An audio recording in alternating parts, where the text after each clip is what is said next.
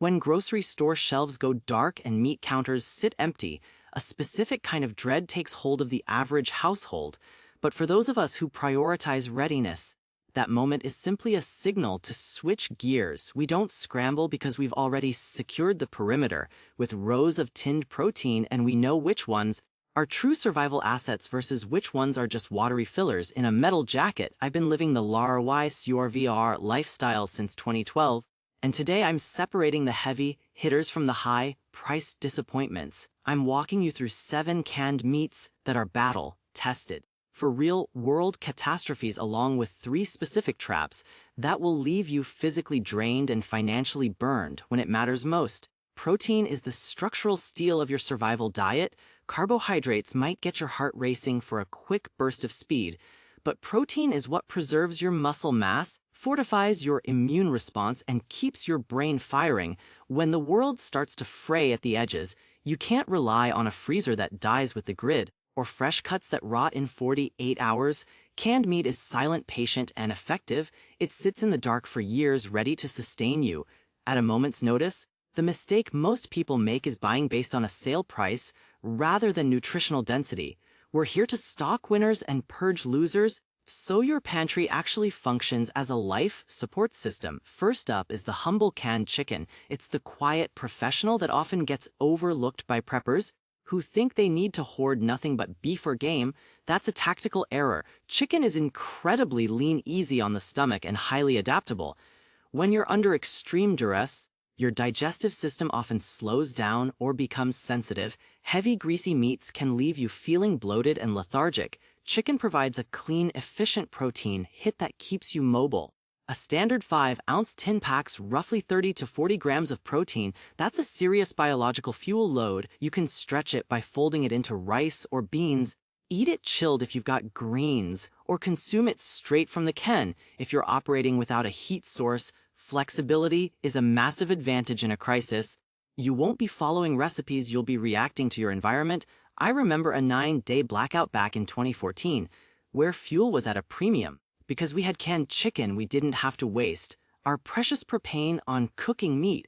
We ate it cold, saved our fuel for boiling water, and maintained our strength while others were struggling. While some people obsess over high-fat calories, having a lean option allows you to choose your fat sources, like adding olive oil or ghee, only when your body needs the extra burn. When shopping for all ROI supplies, look for chicken packed in water rather than salty broths. Check the label. If the first thing listed isn't chicken breast, put it back. Properly stored, these will stay viable for half a decade. It's not flashy, but in a survival situation, flavor is secondary to function. Next is canned tuna, a compact powerhouse that is too often dismissed as mere lunch meat. Nutritionally, it's a goldmine, specifically for its omega-3 fatty acids. In a long-term emergency, your mental state is your most fragile asset. Sleep deprivation and constant anxiety will cloud your judgment. Those healthy fats support brain health and mood regulation, which can be the thin line between a smart decision and a fatal one. Tuna is also incredibly light and takes up minimal space. You can pack a month's worth of protein into a shoebox. Regarding the mercury debate, that's a concern for comfortable times, not for when you're starving. In a true collapse, protein deficiency is a much faster killer than trace elements in a fish. If you're worried, stick to light tuna over albacore. I recommend stocking both water-packed and oil-packed varieties. The oil-packed cans provide extra calories, and in a pinch, that oil can even serve as a primitive lamp fuel. Tuna is a cornerstone of any LARY SURVR kit because it requires zero prep and delivers maximum results for its weight. Don't ignore canned salmon either. It's oily, it's got soft bones, and it looks a bit rough, but it is a nutritional titan. Those soft bones are a rare shelf, stable source of calcium, which is vital when dairy disappears, and your bones and joints are under physical stress. It provides a more sustainable energy than red meat, which can be taxing to digest. If you want the absolute best, go for wild, caught pink or sockeye. Alongside salmon, I always keep sardines. They are the most nutrient-dense items in my pantry, packed with vitamins that would normally require a handful of supplements to match. They might be an acquired taste, but they are survival gold. Then there is the legendary Spam. It's the meat everyone loves to hate until their stomach is touching their backbone. Preppers respect Spam because it is virtually indestructible. It has fueled soldiers and survivors through every major conflict and collapse of the last century. It is a dense block of fat, protein, and salt, while health enthusiasts shy away from the fat. In a survival scenario, fat is high-octane energy. It keeps you warm in the winter and fueled during hard labor. The salt too becomes an asset when you're sweating and working under pressure, helping to prevent cramping and exhaustion. Best of all, it requires no fire. You can eat it in the dark without a trace of smoke or light to give away your position. It is honest, reliable food that doesn't make promises it can't keep. Corned beef is another heavy-duty fuel source. This is what you eat when the work is brutal and the days are cold. It's incredibly calorie-dense and has a bold flavor that can provide a massive psychological boost when everything else is bland and depressing. It transforms simple starches like potatoes or rice into a meal that actually sticks to your ribs. Like Spam, it's a long-term resident of your shelf that doesn't care about power outages. For variety, look into quality canned pork, specifically chunks or shoulder. It's a great way to add richness to a diet of dry goods. Just make sure you aren't buying the versions loaded with binders and gels. Real meat should always be the primary ingredient. Finally, there's canned beef roast or chunks. It's the priciest option, but it offers the most normal eating experience, which is great for morale.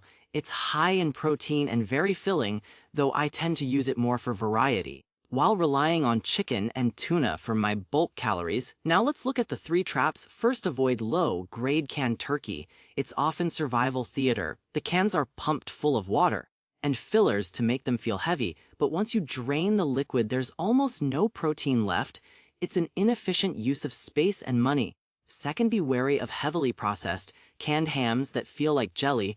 These are often loaded with sugars and syrups that cause energy crashes and are difficult to digest when you're under stress. If you want pork, stick to the solid stuff. Third, skip the gourmet specialty meats like pork loin in gravy or fancy pates.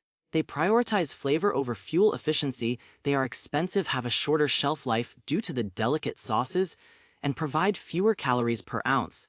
Survival isn't about a 5-star experience, it's about staying capable. I know that building a stockpile can feel like a mountain to climb, especially if you're watching your bank account. That's why I've developed a 90-day food security blueprint that shows you how to turn $50 into a 3-month safety net. This isn't some complex theory. It's a practical brand-specific shopping list and storage strategy that works even in small apartments. It includes 37 essential items that most people miss, including a specific gas station item that is perfect for bartering. You can get this guide for free at the link in the description. Start building your family's resilience today. To make sure your IRY Survival pantry stays mission ready, follow 2 rules: rotate and inspect. Use the first in first out method so your oldest cans are always at the front of the line, and never ever gamble on a can that is bulging, rusted, or deeply dented. Botulism doesn't care how hungry you are. Your life is worth far more than the $3 you're trying to save. Stock smart, stay vigilant, and I'll see you in the next one.